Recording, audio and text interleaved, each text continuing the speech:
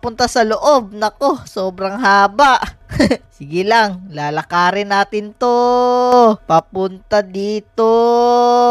Uy, may nakikita ko doon na. Yan na ata yung build ni Sonino ba? Galing nga. Tara tara, ito yung entrance. Tapos maglalagay tayo ng pintuan dito. Tapos dito, parang gusto ko maglagay ng ganyan. Dito rin sa kabila. Tapos armor stand. Ganyan. Lalagyan lang natin yan ng mga ganyan para kung merong kalaban kaya nating labanan kaagad. Kuha lang tayo ng mga armor. Ooh, nice! Galing! Tapos, andito tayo sa ulo ni Lily Labraids. Nilagyan ko na pala ito ng bintana para ready na lahat. So, ngayon, gagawa na tayo ng sala.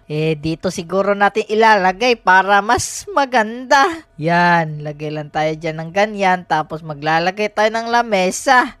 Saan kaya tong lamesa na to? Dito na lang sa may harapan. Ay, pangit. Wag na lang dyan. Maglalagay muna tayo ng ganyan. Para meron silang patungan. Tapos maglalagay tayo ng cabinet dyan. Pero parang pangit Parang gusto ko ganyan. Tapos lamesa dyan. Tapos dito na yung malaking TV natin.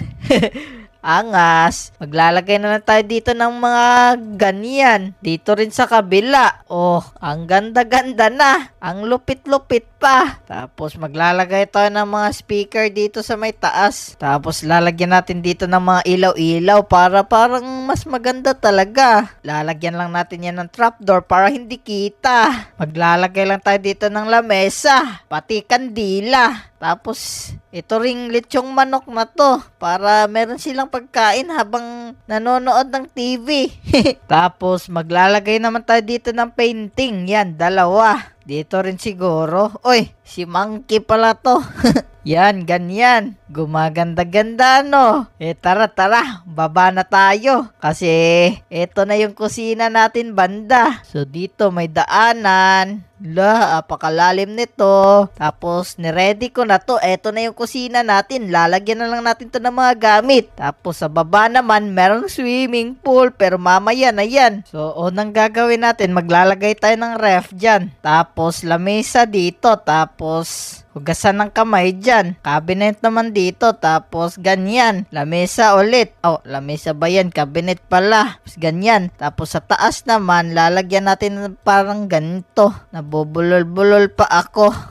Ganyan. Nice. Ganda ng kusina ni Lily Labraids. Tapos, maglalagay tayo ng oven dyan. Maglalagay tayo ng basurahan dito. Tapos, maglalagay tayo ng kawali. Paano ba to ilagay? Ito na lang ilalagay natin. Pero wait lang, kailangan pa pala natin ng stove. Yan, tanggalin natin yan. Lagay tayo ng stove. Nice! Ito na yung kainan natin. Yan, dito banda. Maglalagay tayo ng mga lamesa para mas lalong kakaiba. Tapos, syempre, maglalagay tayo ng masasarap na pagkain dyan. Oh, angas! Dahil si Lily Labraids to, maglalagay tayo ng Huggy